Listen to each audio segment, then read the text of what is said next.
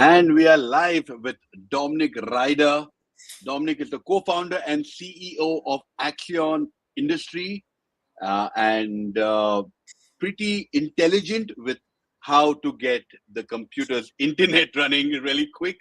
He is giving every Indian a run for his money, but not bad, Dominic, not bad. How are you doing? And I'm very good. Thanks for having me. Why are you live today? I thought you guys have a big match later during the day. Don't get me started. Honestly, after the first goal, just fell apart. Literally, just everybody behind the halfway line. No attempt to try and actually attack. Offense is the best form of defense, but no one told England. Well, in England's defense, this was told to them many centuries ago. It's been a long time. I mean, like, it's got to the stage where, like, I don't watch England play until it's like quarters or semi-finals because it's too much on the heart, to be honest. I have enough stress in my life without having to watch every game England play. True. Backstage we were talking about ADHD Yes. and with AI threats and being cyber resilience, I think ADHD is an equally important topic. Dominic, could you tell our audience what is ADHD? And I don't know the word, right? Are we suffering from it? Are we living a life with it? Like, because it's a boon and a curse, dependingly on what our mood is and how we use it. Tell us. Our biggest weakness and our biggest skill. I mean, ADHD, attention deficit hyperactivity disorder. Neurodivergence is the buzzword that everybody likes to use now. I mean, ADHD, for example, the Alex Karp, the CEO of Palantir, the founder, maybe, he said neurodivergence is going to take over the world, especially as everything else gets automated. The good part about ADHD is the ability to think outside of the box and to come up with solutions to problems on your feet that other people may not realize. So I'm mixed. I'm very lucky to have severe ADHD, but mild enough autism to think differently, but maintain social skills, which is brilliant because you don't want to be too far autistic or you have no chance. But it certainly helped. But in terms of weakness, I mean, I got diagnosed very late on. When I was young, my parents thought I had ADHD. I was always known as like an ADHD kid, but they didn't want me to act up to a label. You know how like kids, if you tell them like that they are something, then they'll use it to defend their actions. So they didn't get me diagnosed. And so when I was like a teenager and when I was like working, I struggled with like anxiety, and I always wondered why. And it turned out it was literally just my ADHD manifesting itself in other ways. Getting the diagnosis, I would say to anyone who thinks that they may have it, changed my life in the fact that my anxiety was gone overnight. I understood why I thought differently, why I felt differently. And within 3 months of my diagnosis, I had left my previous job in traditional finance and started my first company immediately because I no longer had the fear. I could finally actually take control and use it to my advantage. When I didn't know I had it, it was just manifesting itself with no control. Once I actually harnessed it, I could use it for good and benefit to my life. I very recently got diagnosed, and I actually saw a series of content creators on TikTok, and I was like, oh, that's me, right? You go into a supermarket to buy a tape, you buy 5 different things that you're never going to use it, and then you don't buy the tape that you actually went in to buy it. And the reason why I'm being so specific and precise about a tape is because it happened to me, and I was like, this is like why? And imagine all my adult life and my childhood, like how you mentioned, we were like we didn't know, right? What is it? Are we lazy? Are we not fit for the society? And I think here you and I are pretty similar in terms of having AUHD, but we being able to be social, being able to read a room, and being able to command the room, if you may say, because I'm sure, Dominic, we are the life of every fucking party we are at. I am, but at the same time, this is what's so strange for me is that when I'm at the social event, I'm having a great time and I am owning the room. But the thought of going to the social event doesn't seem to compute in my head. Like, I don't know what it is, because once I'm there, every single time I enjoy it, because get me talking about something I'm passionate about and I can go on and on and on, and I love it.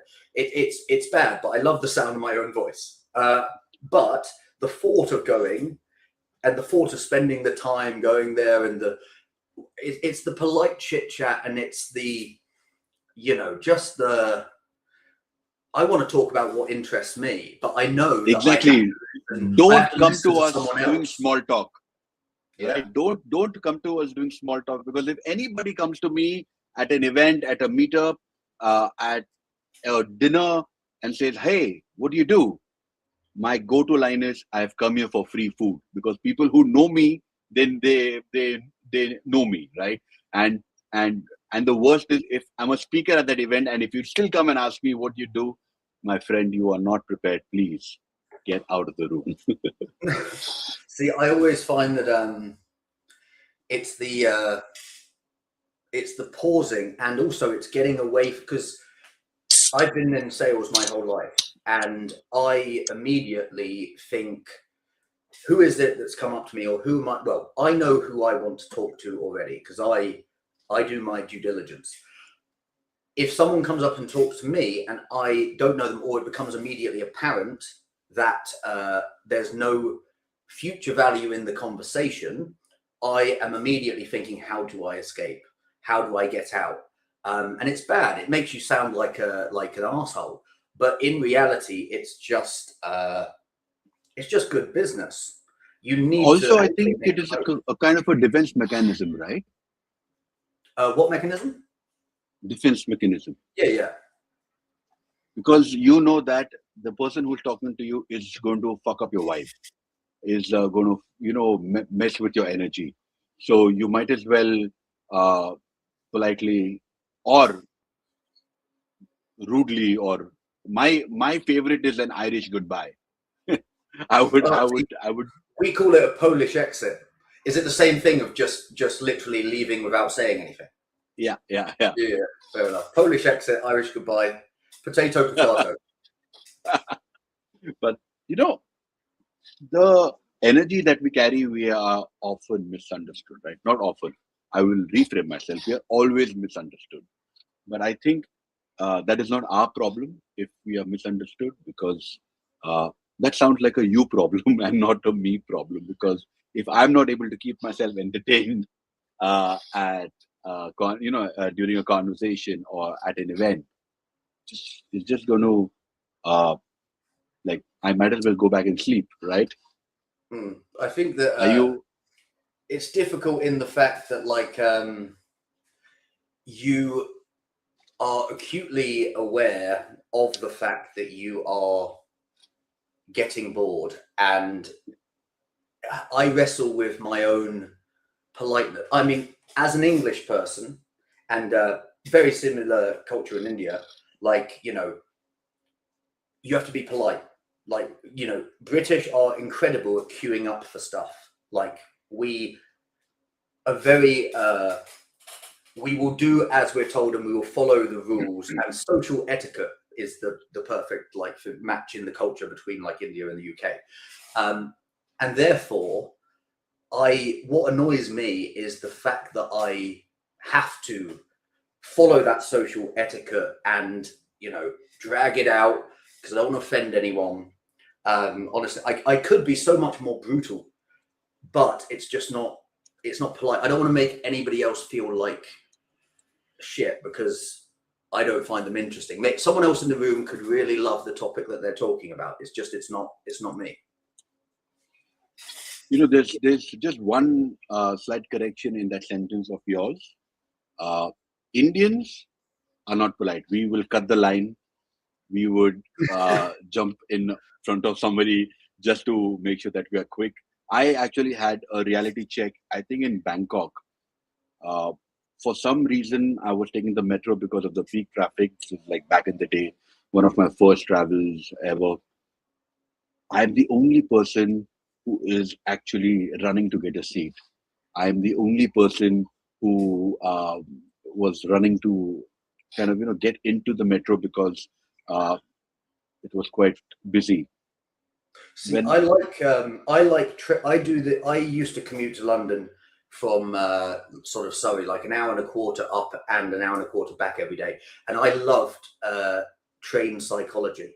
So I'm the type of guy that as I walk down the train, I think to myself, what is every other commuter going to think, and which door is going to be attractive to them? Because that's not the door I will get on. So, for example, I will look at I won't get on the first ones. If I see that there's a toilet in the carriage, I know that there's less space and therefore less seats. I'm not going to take that door. Like, this is how my brain works. It's pure game theory of just how do I compete and make sure that I realize my goal in the most efficient manner possible.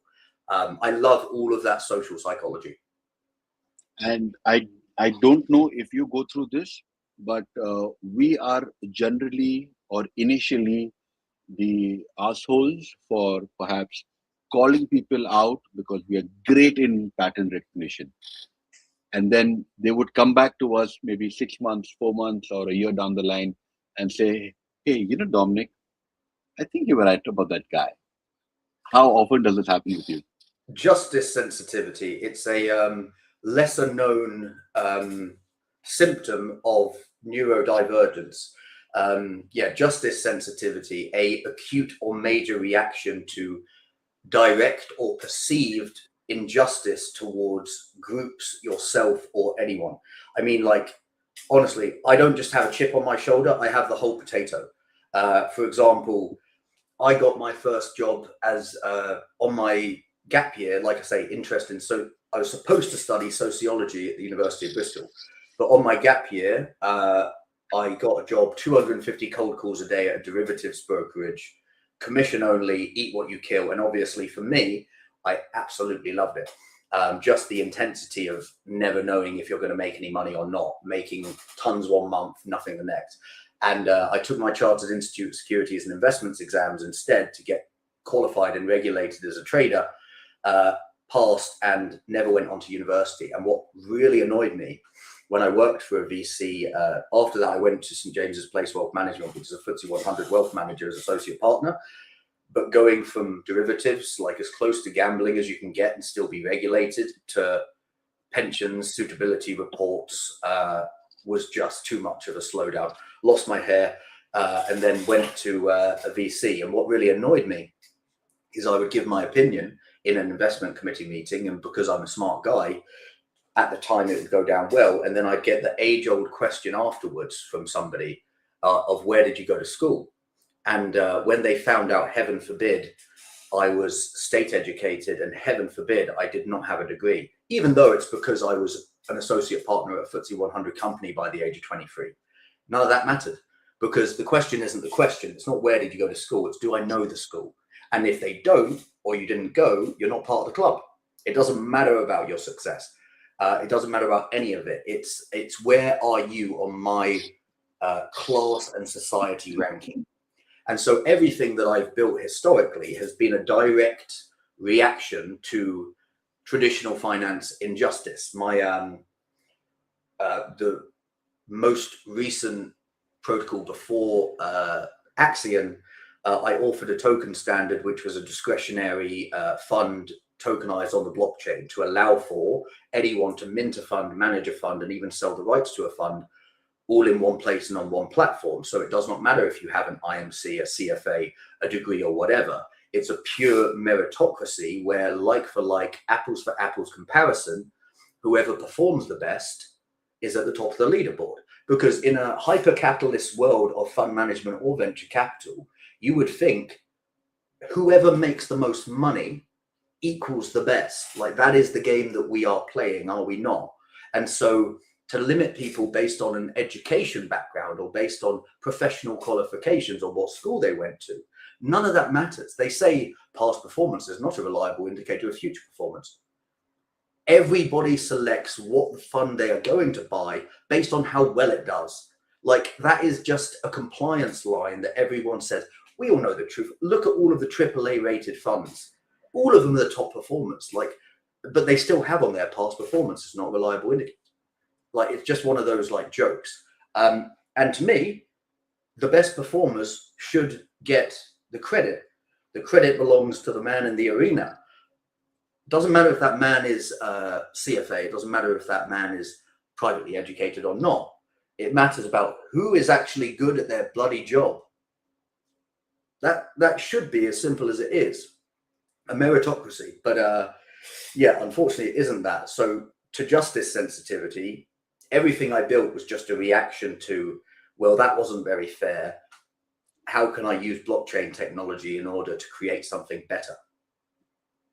Interesting. And since you mentioned about your 250 cold calls and you eat what you kill, what was the biggest personal or professional growth shift that made that leap possible? And what shifted in you? Because as someone who goes through ADHD, we are also highly sensitive of rejection. After a while, it becomes maybe easier. No, I don't think it ever is easy. But how did you nail that space? I mean, to be fair, talking about like rejection, every single protocol that I ever built, of which I've had 3 that have exceeded 500 million fully diluted value, not a single one ever attracted any private capital or VC investment. The problem is that everyone loves innovation after their favorite podcaster tells them it's innovative. Try and find someone who will actually recognize a trend before it's trendy. I mean, for example, my first, even though my last project was DeFi protocol and that token standard I mentioned, discretionary fund management on chain, my first project was a gaming and metaverse game studio. But this was before Facebook rebranded to Meta and before Axie had even exceeded 100 million market cap. And of course, when I took that to private investors, nobody cared. 6 months later, they're throwing stupid money at stupid valuations at stupid shit because their favorite podcaster told them it was innovative. Their favorite company rebranded to the metaverse. And then, of course, everybody throws in. But trying to find someone who actually recognized the trend beforehand. And so I've always suffered from, in the words of Michael Berry, I'm not wrong, I'm just early. And that's been the problem, is mainly trying to convince people of something brand new that they haven't heard of or seen before. Because everybody likes, well, we're like this project you've heard of, or we're like this company you've heard of, but we do this differently. Everyone just likes something familiar with a little change. It's like all of these dexes that you had, Pancake Swap, then you had Burger Swap, then you had Ape Swap, then you had whatever. They're all the same thing, same code even, most of them. But people find that familiar and it's easy. Trying to get them to recognize something brand new, that is the most difficult part of finding an actual venture capitalist. Or the other one is come to us when you have revenue. If I was making money, I wouldn't need yours. That's the point, is it not? In fact, I'm so glad that indirectly here you have given a dear friend of mine, and I can also call him a mentor, Yatsu, a lot of credit here from Annie Yamoka brand, because he's the guy who's been early in Sandbox. He's been early at Axie Infinity, CryptoKitties, and so on and so forth, right? And I think understanding the opportunity is most important early, because the trend, unfortunately, is your friend, specifically in the crypto space, because everything is a narrative and everything is short-lived. Though the technology is there, but I think we are still to reach market maturity that would become a regular thing, right? Like getting an NFT at an event or getting an NFT to be a part of a club is not going to be a big deal. Like how 3 years ago was such a big deal of a particular NFT. Since you mentioned about uh, your your token, I think it was ERC7621 on Yes. that. Yeah. I Uh, like the number we got given, because obviously the NFT is the 721 and ours is the 7621, and I thought, okay, people might remember that. And like, while you were building the investment thesis, uh, what lessons? Sorry, there was an You got echo. distracted. What You're lessons from the world are you deliberately carrying into ERC 7621, and what are you completely rejecting?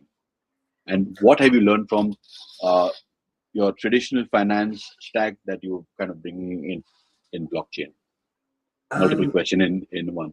Yeah. So, in terms of what it was built for, what it was doing is to. I found that because fund and asset management on chain is not something new. There's like Enzyme Finance launched back in 2020. You have all of these vaults, which right now you've probably seen are doing dreadfully, either exploited or investing into terrible credit and getting screwed. And then because everyone is doing clever DeFi, where they are creating representative tokens of something which you can stake here to get a yield on something, which is collateralized by this and collateralized by that. We used to call those something, which was a CDO, the exact thing that caused the 2008 financial crisis, where you have layers and layers of debt and collateral on a small amount of assets, which couldn't possibly pay off all of the counterparties. And everyone just did what people do and dressed it up as something else. That sort of thing. And the fact that you have to trust these counterparties, like, these managers of these vaults, at the end of the day, like, the vault is just, you are just giving your ETH to them to do whatever they please with, invest into whatever they want. And you have no oversight. There's no decentralization. What is the decentralized element? I don't think anyone could give me an answer to that. Like, is it the chain? Because the vault isn't decentralized, because you have to trust people with access to it. There is no trustlessness. The 7621 is in and of itself, you can think of it like a NFT that can fit infinite amounts of ERC20s within it. The NFT with infinite ERC20s is owned by the wallet that holds it, and they are the manager. The only people that can access the funds within it are the Ethereum contributors who have contributed to it externally. The manager can contribute to it, and they will also get what everybody else gets, which is an ERC20 LP token. Like how Uniswap V2, when you add liquidity, you got Uni V2 ERC20 LP tokens back. Each LP token is unique to the 7621, which means as the manager, you know exactly who your contributors are because they all have your LP token.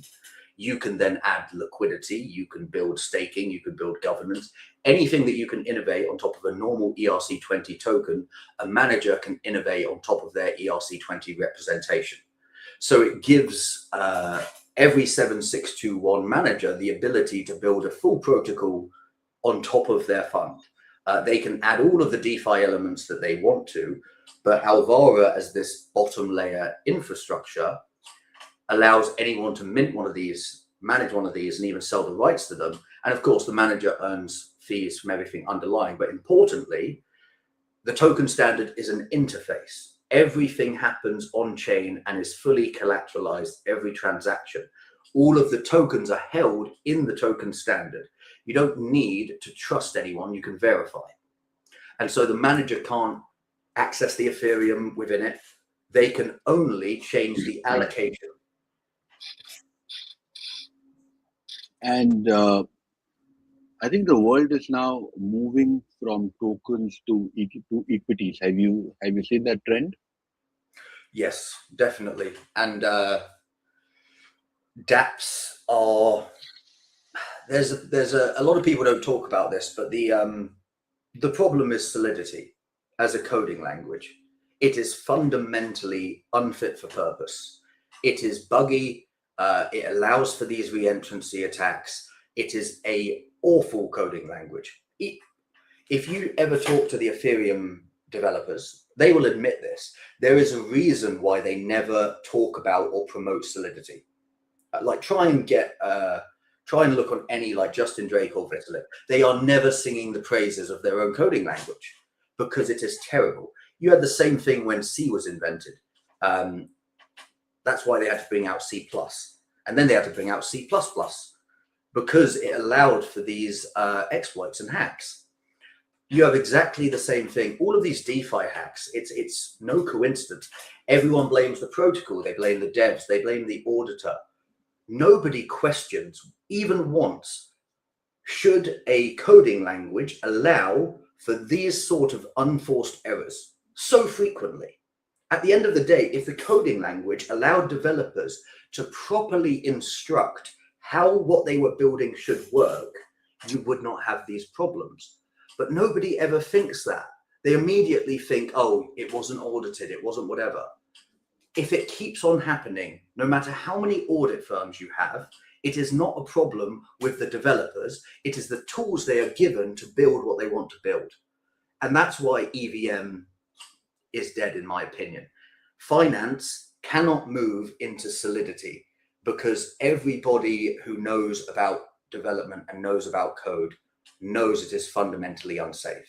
The only reason it has adoption is first mover advantage and a lot of cheap developers because everybody knows it.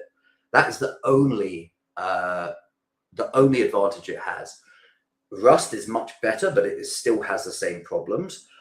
Funnily enough, the technology that we're building at Axiom, we've had to apply it in general more to AI and autonomous systems because all of the blockchain VCs lost their money and are still pretending they have it, but they don't. But every single hack and DeFi exploit comes from simulating a virtual machine. And that is because I'm going to get a bit technical here, so I apologize. Good. But cryptographers built the world in their image. Have you ever seen the imitation game about the code breakers at Loseley House, Alan Turing, who cracked the Nazi Enigma? So he is the godfather of cryptography. He invented the Turing machine, and the Turing machine is essentially... Sorry, I thought David Chum was the godfather of cryptography and the cyberpunk movement. There's multiple godfathers. There's multiple godparents, let's call them. But Dr. Turing invented the Turing machine. And so I guess in terms of computation cryptography, encryption via computation, it would be Dr. Turing. But yeah, godparents then. Anyway, so he invented the Turing machine, and the Turing machine was essentially the world's first single-threaded computer chip. But when he invented it, he made it out of valves and clockwork because computers didn't even exist yet. So ahead of his time he was. Now, we stopped using single-threaded computer chips in the 80s because you need way more than a single thread to handle the computation ever since the 1980s. But what is a Turing machine today, and who still uses it? A Turing machine is called a virtual machine. It is used by every single blockchain that there is. This little single-threaded computer chip coded up on a blockchain that handles computation. Bitcoin doesn't have programmability because it doesn't have smart contracts. The reason why is it can't handle the computation, and that is what Ethereum invented in 2015, was the Ethereum virtual machine, the ability to add computation overhead to a blockchain. And ever since then, every architecture has taken the same route. Now, you look at Solana virtual machine, and Rust as a coding language. EVM, obviously, Ethereum virtual machine, and Solidity. You look at Starkware, you have Cairo virtual machine and Cairo. people have not moved away from the virtual machine Turing machine model. They have only optimized the virtual machine and/or created a new coding language. But everyone still uses the same virtual machine. And a single threaded computer chip cannot handle the computation. This is why zero knowledge proofs are so slow and so expensive, because you're putting all of these mathematical algorithms and constraints into a tiny little single threaded computer chip that has to handle all that computation. And it just breaks. It can't handle it. That's why we don't use them anymore. We have to use GPUs, and they're even putting brain tissue into computer chips now because of the neural networks and pathways. Single threads are dead, but we still all use them in blockchain. And the important distinction for hacks is that every single non-social engineering, every technical exploit that's done not by getting into somebody's wallet by a phishing link, that's a social engineering. Every technical exploit is done by simulating a virtual machine, bar none. The tech that we've invented, which we've had to move away from the blockchain applications just due to the fact that, again, like I said, I tried to raise from blockchain VCs 3 times for 3 projects that were successful. They didn't see any of those ones. I doubt that they would see this. In fact, I know that they wouldn't. We removed the need for a virtual machine. So a third architecture if we launched a chain, because this is how deep this goes in terms of, you would think, who would know about computation and encryption on the blockchain? We took our technology to 3 PhD cryptographers at the Ethereum Foundation. We told them what we were doing, expressing first order logic directly into polynomials. Their word for word response was, as far as I know, you can't be doing it that way, as it's not Turing complete. We had to send them a paper published by Dr. Turing himself that stated any computation can be expressed as first order logic, published in 1936, 90 years ago, and they had no idea. That's because our CTO is not a cryptographer. He didn't have this cultural block of thinking about Turing machines all the time. He is a logician. He's Alonzo Church Prize winner for outstanding contributions to logic and computation. He's a theoretical computer scientist. And so he didn't have this block. And so what the virtual machine does, provide Turing complete computation. We have been able to do the exact same, but algebraically using first order logic, and take all of that complexity off chain. We just benchmarked against SP1 and RISC-0, 2 virtual machines for zero knowledge proofs. We were 3,500 times faster and more efficient on a CPU than SP1, and over 1,000 times faster and more efficient than RISC-0. We took this to Ethereum, and they didn't even know that it could be done and that it was Turing complete. Honestly, like I say, everyone loves innovation after their favorite podcaster tells them it's innovative. Before that, hopeless. No, I hear the pain, but Dominic, the way the world works is that we are monkey see, monkey do. There was a time in 2012 when I founded India's first midnight food home delivery service, where we would deliver food after 11 o'clock, because in the city of Bangalore, the tech hub of India, everything would shut down at 11:30. So we found the loophole. We had also, ironically, we are the pioneers of cloud kitchen, which now is a very common word used. Back then, we didn't even know what a cloud kitchen was. But and the reason why I say this is because, like when you have a customer acquisition cost and when you're early in the game, I think being first is never a good idea.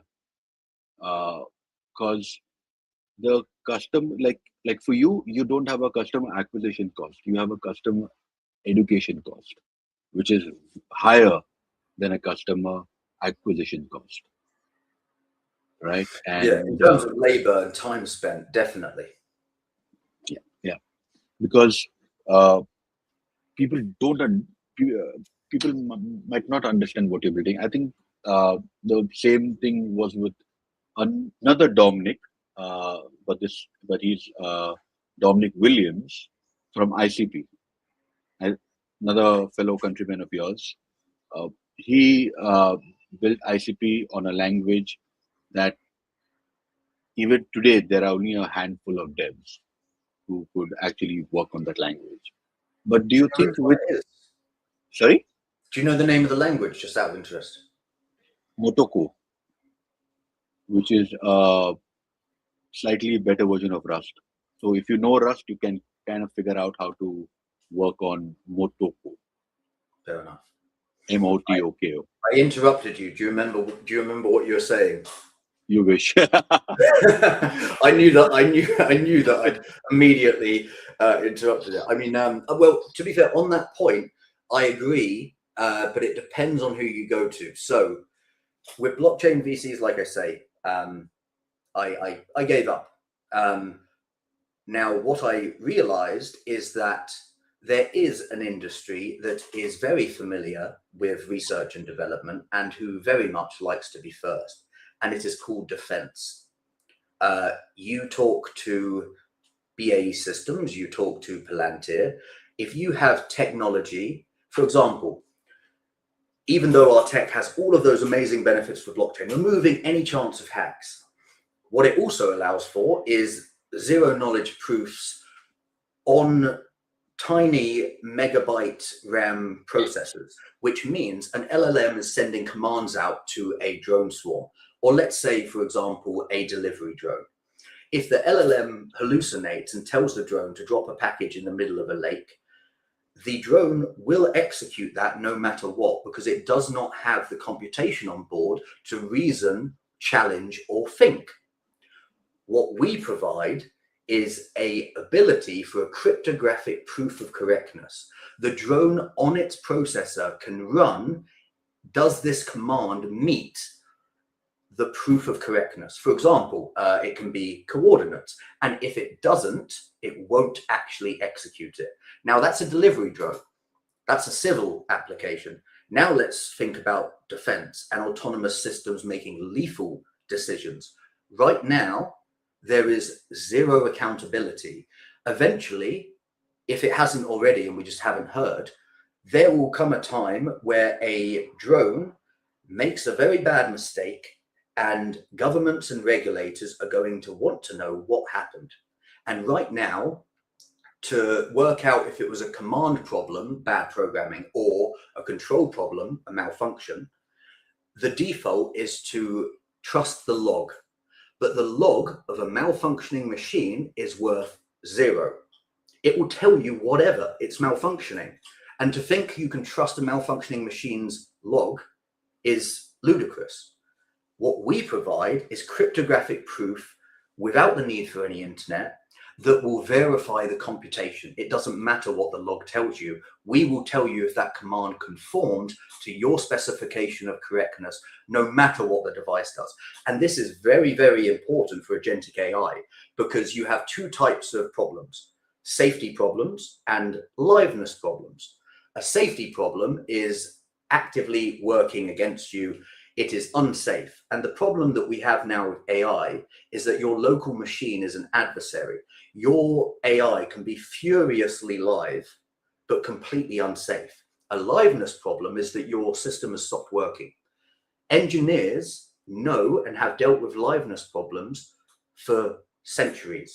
If something stops working, they send the engineer out and they fix it.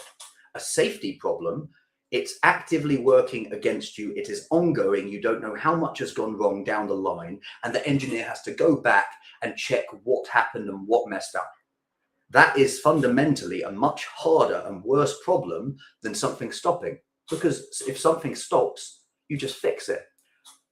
Because our technology allows you to cryptographically verify correctness, if the system has an error and it doesn't conform to the command, the system does not execute it. It's still a problem you need to address. The system has stopped working, it's stopped executing. But that problem is far better than having your delivery drone drop parcels in lakes, or having your drone take out the wrong target. And that's what we provide, is the conversion of safety problems to liveness problems, because liveness problems can be addressed. And who are your ideal clients?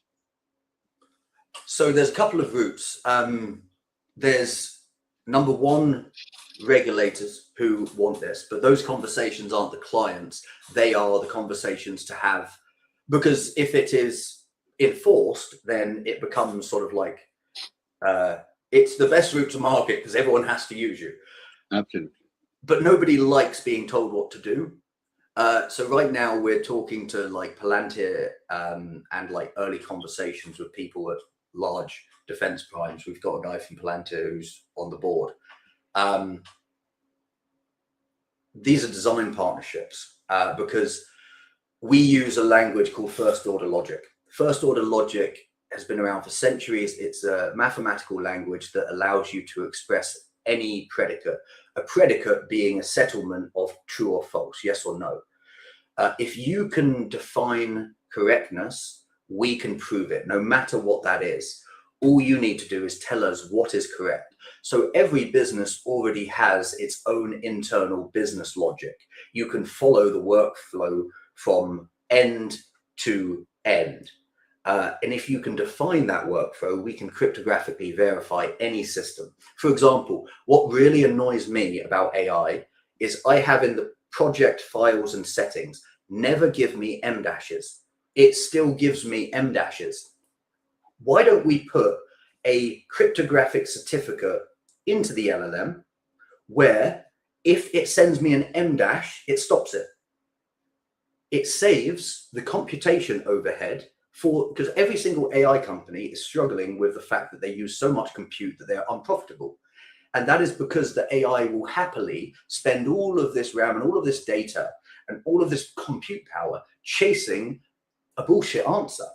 For example, if I say to an LLM, give me a number between 1 or 10, it will happily tell me apple, orange. That is called a range check. Or no, that's called a type check. If we know it is a number, then give me a numerical answer. If I ask it for 1 or 10 and it gives me 12, that is a range check. Let's put in a range check so that it can only answer within a specified range. These things, humans know immediately. This is the missing link. If I say to you, let's have a meeting on the 31st of February, me and you know that that date doesn't exist. But with AI, these sanity checks, these very, very basic things that a human catches immediately, if I said number between 1 or 10, you'd never tell me 12. AI can't be trusted to make those, and your local machine is actively an adversary now. You can't trust it to actually be on your side all the time. It's like if you drop your guard with your own AI, for example, I'll have it where I trust the AI to a point that I don't properly proofread the emails that it drafts for me. And I realize after the fact, Jesus, that sounded so AI generated. There's no way I'm getting a response. And that's my own error for not giving it these constant reminders and instructions. I shouldn't have to do that. I should just be able to state correctness, my definition of what is correct, and it will give it to me. It saves compute for the LLM, saves them money. And for the user, they actually don't have to deal with all of this bullshit. So from a LLM point of view, for the consumers who are watching, right, which LLM would you recommend them other than Fable 5, which is, I think, very, very good? I use Claude, Anthropic. Yeah, Fable. I was like, it was really, when we had it for a few days and then they took it away. It felt like, even though I was used to it before, it felt like such a downgrade. Like I immediately could tell the difference. I get so frustrated with my AI, like honestly. And this is another thing that I would love to get integrated into LLMs. Right now, you just have to trust that they are running the model that you select. And also, some days to the next, it's like your AI has just got so much stupider. but apparently nothing has changed. But I've noticed that it's dropped off. You can also see, if you look at like regions of the world and change by VPN, how much time it spends on an answer differs depending on where they're based. All of this stuff should not be possible. They can do that because there is no there's no way to call them out on it. You just have to trust that you're using Fable, you're using Opus 4.8, you're using Haiku or whatever. We can provide a cryptographic guarantee and certificate that you're using the model that you bloody pay for.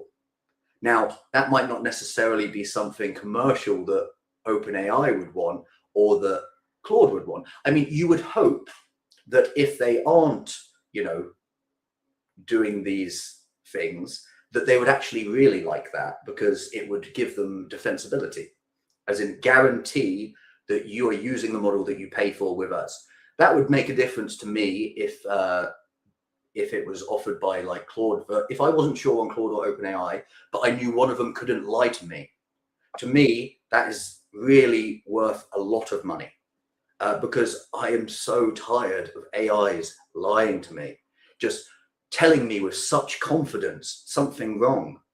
And this is where proof of correctness can be widespread. The reason it hasn't is because traditionally this could only be done, well, it can be done with succinct proofs and zero knowledge proofs. The problem is everybody built these things with single-threaded computer chips, and they are too slow and too expensive, which means that you couldn't do them at scale. The amount of outputs and computation that goes into an AI model, you couldn't possibly zero knowledge proof every single part of that. It's just not scalable. Our technology finally makes cryptographic proof scalable en masse, that it can be used by absolutely anybody. So a world where, another thing, AI generated content, wouldn't it be great if, as a content creator, rather than competing with all of the AI slop, YouTube is almost like unwatchable for me now. The amount of like AI generated slop in the same voice frustrates me to no end. What if you could provide a cryptographic certificate that guarantees that your video that you upload was recorded on your device by you? Right now, you can't, because you'd have to pay $10 for a zero knowledge proof. That cryptographic guarantee, we can produce in milliseconds for like, you know, literally like not even cents, less than cents. And to me, as a content creator, I'm not really one, but you know, that would be worth a lot of money for people to be able to know I'm an actual human being, because things are getting scary out there, and proof of humanity is going to become very, very important. And again, that's something I've been trying to get hold of, like Meta and Apple's product teams to pitch them this, because for me, if Apple could integrate proof of humanity into iPhones so that every single upload and video or photo came with a cryptographic proof that it was taken on your device, then you never have to worry about someone saying that's AI generated. You know, Dominic, with whatever I've heard so far, I feel that the problem that you're solving is a first world problem. And the people right now are looking for, you know, basic stuff, right? They are looking for job opportunities. They are looking for opportunities in terms of how they could make that extra buck, or, you know, how their life could get easy. And maybe if you flip your product around and give an option for the consumer to buy it and somehow connect it to whatever we are doing, I think I would pay maybe $10 a month and connect it to my Anthropic or Claude, where it could actually, you know, give me the proof of correctness, because you and I both live on our AI systems, and the last thing that you want is for it to give you wrong information, and it clearly does. So do you think the business model that you have is more towards uh, the government and less focused towards the real consumer, whereas I feel that whether the government would care about it or not, the average Joe would really care about this. Yeah, it's always been this, double-edged sword. The problem is, I mean, yeah, so government is just one aspect with the regulators, but yeah, we are targeting B2B more than B2C. The problem and reasoning why is that, unfortunately, B2B are the gatekeepers of B2C. If it's like Elon Musk people. I just want to interrupt you here and tell you that B2B is not going to use you because they know they are fucking up. They know they are doing the mistakes. Why to have it on the blockchain, right? Well, these aren't necessarily on the blockchain. For example, with defense primes, nobody wants to use a public ledger. They will settle. You can settle these anywhere. Like I say, we moved away from blockchain. They will use it because you only need one, and also it's very useful in terms of reducing computation.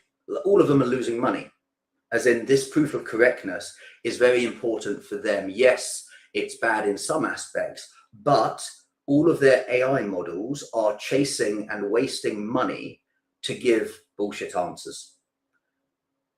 If you can strip out the bullshit answers, then you strip out the computation overhead, and that is your profit margin. So yes, this one thing I mentioned about like proving the model, arguably they wouldn't want, but the technology is extremely multifaceted, almost to a bad degree. The light paper we have identifies 13 sectors, because anywhere that you have constrained or bandwidth constrained hardware, this provides a solution for it. Anywhere that you need proof of correctness, right now, proof of correctness can only be done on a GPU in a data center, or if someone has a kit at home. We allow that on CPU, so it can be used on normal devices. So what was unfeasible everywhere is now feasible. And bear in mind, like financial institutions, there was a company called Knightsbridge Capital that lost like $500 million just on a wrong computation. So these things do matter. And also another good target is the insurers, because how does the insurer price risk if they can't guarantee what actually happened? That is a huge question, because the insurance market is covering all this stuff. The insurer needs to know. Again, autonomous driving systems. 2 cars hit each other. Each one of them says it was on the right course. How do you know which one is telling you the truth? You don't. Nobody has managed to fit this onto the processing power until us. The insurer needs to know who is at fault, because someone has to pay. So there's so many different dimensions and depths to the technology, almost that we're like, who do we go after first? The reason we're going after defense right now is because we're raising our pre-seed, and we know defense likes to be first, and they're very familiar with R&D. But in terms of the eventual targets, that can be very, very different. For example, Google, its first investment came from DARPA, the US Weapons Institute. So you need to take on your challenges as they come and deal with your sectors as they come, because not everybody has the same appetite. For example, we took this tech to Connexus at JP Morgan. They loved it. They wanted the product, but the product wasn't ready. We needed to scale it. That conversation can still be revisited, but right now we need to scale it to the point that we have the product to give them. And what is your biggest challenge currently? It is...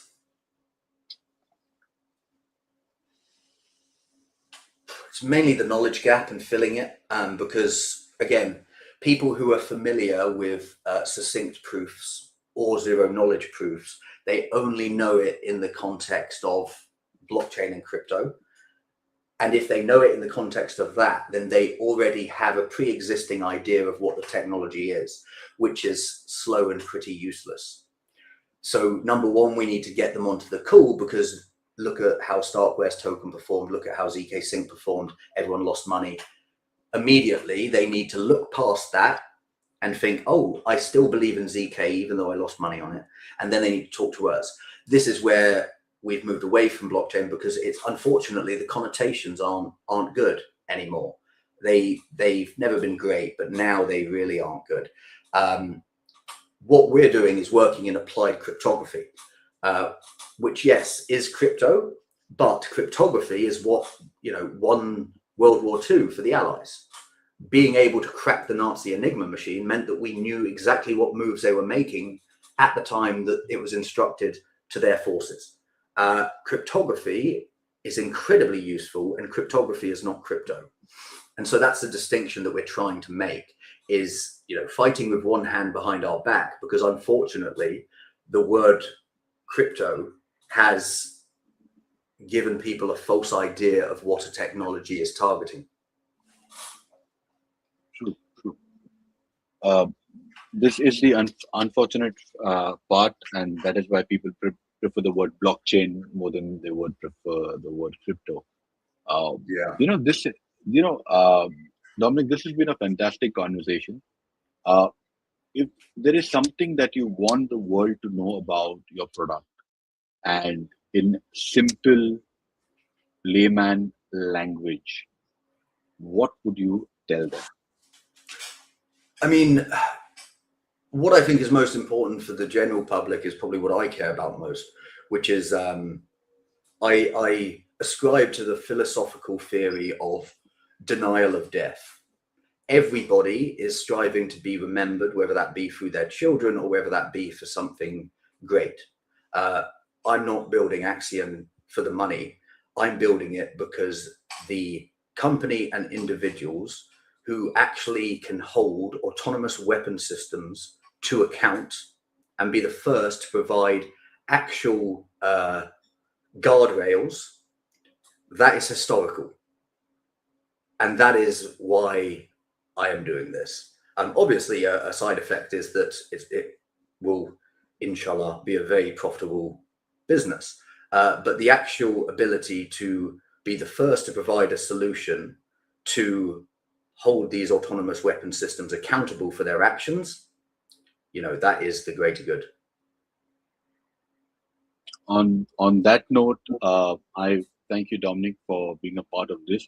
But we have another very serious discussion, and we should queue that up for next week if you have the time, and would love to talk about ADHD in tech, because we have had guys like Richard Branson, we have Elon Musk, we have Simon Biles, Michael Phelps. There are some legendary people who have ADHD as a feature, perhaps.